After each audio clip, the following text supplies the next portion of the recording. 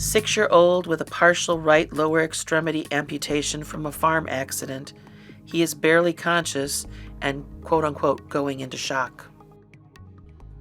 All right, you have your scenario. Let's go. Grab your cheat sheets. Always remember, red goes to the head and head to the heel.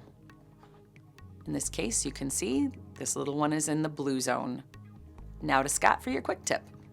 So when you've got a kid with a partial amputation, and amputations, remember, come in 2 flavors, and that's called it's ripped all the way off, or it's not ripped all the way off.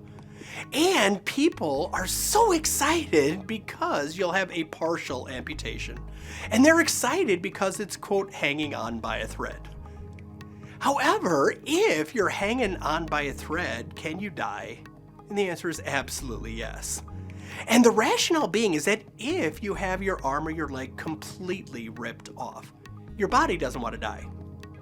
And in its attempts not to die, it is going to clot off, clamp down, shrink up, do everything you can to keep your body from bleeding out. If, however, you're hanging on by a thread, whereas the arteries and the veins cannot effectively clot off, clamp down, shrink up, you very well might die. When it comes to amputations, it's actually better in many cases to have it completely removed.